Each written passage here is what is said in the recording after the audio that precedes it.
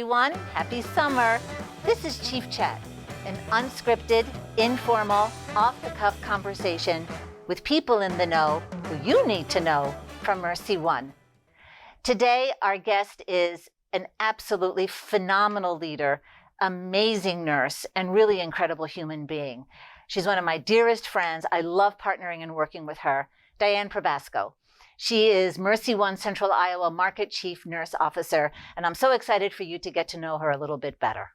So, Diane, you've been with MercyOne for many years. You started as a bedside nurse, and you were advanced through leadership to your current role as Chief Nurse Officer. Your story is so compelling and so inspiring. Can you tell us a little bit about yourself? Thank you, Dr. Laurent. I have been at Mercy for 38 years. Truly enjoyed being a nurse at Mercy for this long. Most of my time has been in perioperative services as an OR and a recovery room nurse, and then somehow found my way into leadership back in 2005.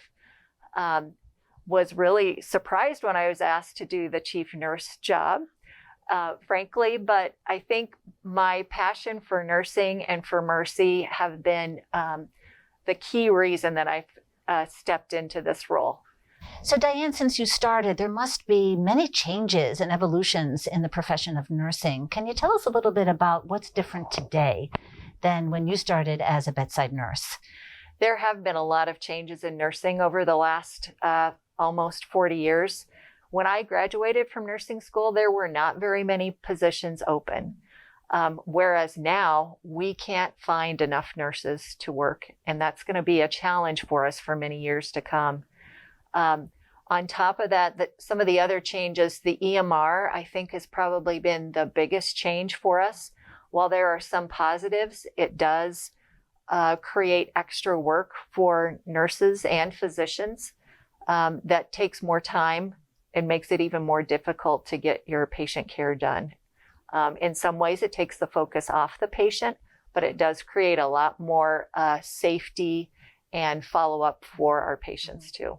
I admire you so much. Your work ethic is incredible, and I know how hard you're working with other leaders, with other nurses, with providers, with the administration to address the nursing shortage that not only is plaguing us here in the Des Moines metro area, but across the country.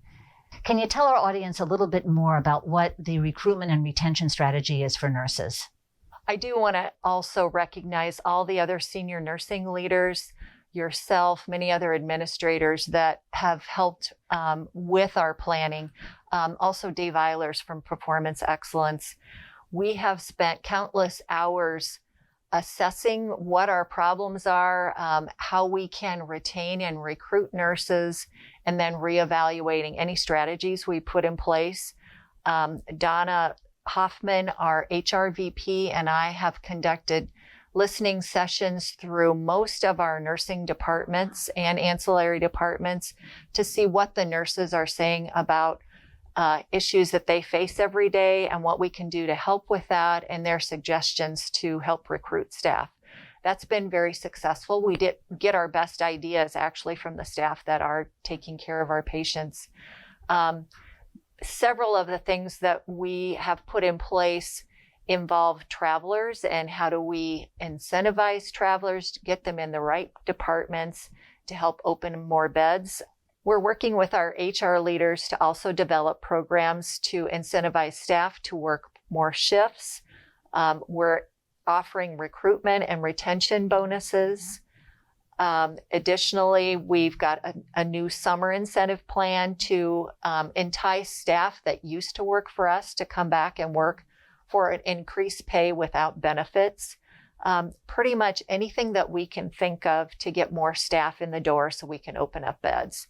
And then likewise, focusing on different care models that we can put in place to, I hate to use the word stretch nurses, but to aid nurses so they're able to take care of additional patients, whether that's a nurse to PCT ratio of 1-to-1, virtual nursing. That's been an incredible help for a couple of our floors.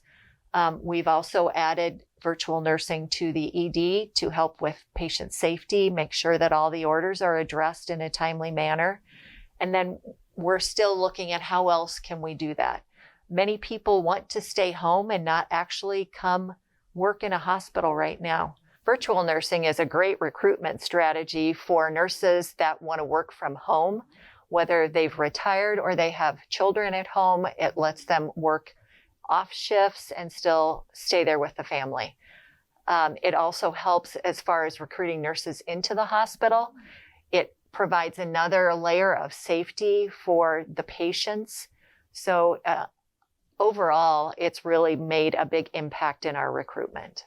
Again, thank you so much, Diane. We really appreciate your time. I know how very busy you are. You're such an amazing leader, and we appreciate all your efforts. You know, Diane mentioned so many wonderful leaders and individuals throughout the organization who are working collaboratively in our efforts to recruit and retain talent. It's what it means to be MercyOne, and we couldn't be more proud. Until next chat,